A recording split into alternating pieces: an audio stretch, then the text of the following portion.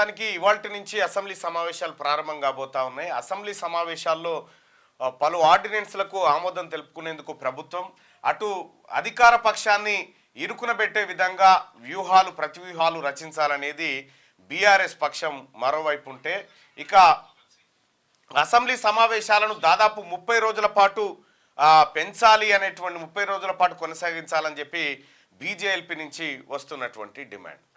So మొత్తానికి మరి ఇక్కడ అసెంబ్లీ సమావేశాలు ఓ వైపు ఉంటే కేసీఆర్ గారు సభకు హాజరవుతారా కారా అనేటువంటి అంశం ప్రధానంగా నిన్న చర్చ జరిగినటువంటి అంశం.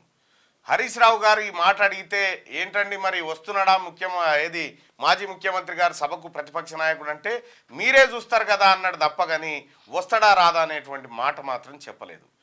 ఇక ఇది సమావేశాల్లో రెవెన్యూకి సంబంధించినటువంటి మ్యాటర్లు కానీ మున్సిపల్కి సంబంధించినటువంటి మ్యాటర్స్ కానీ చాలా వచ్చేటువంటి అవకాశం కనిపిస్తూ ఉంది. ఇవాళ సభ 10:30 ప్రారంభం కాబోతూ ఉంది.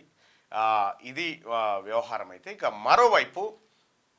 ఇంకోవైపు కాస్ట్ సెన్సస్ను పూర్తి చేసినటువంటి నేపథ్యంలో అసెంబ్లీలో దీనిపైన ఒక ప్రకటన ఉండేటువంటి అవకాశం కనిపిస్తూ ఉంది. మరి ప్రభుత్వం తరఫు నుంచి క్యాస్ట్ సెన్సస్ సంబంధించి దిగ్విజయంగా పూర్తి చేసినటువంటి నేపథ్యంలో ఈ క్యాస్ట్ సెన్సస్ ద్వారా ఏమేమి చేయబోతున్నారు అనేటువంటి అంశాలను కూడా ప్రభుత్వం సభ ముందు పెట్టేటువంటి అవకాశాలు కనిపిస్తూ ఉన్నాయి.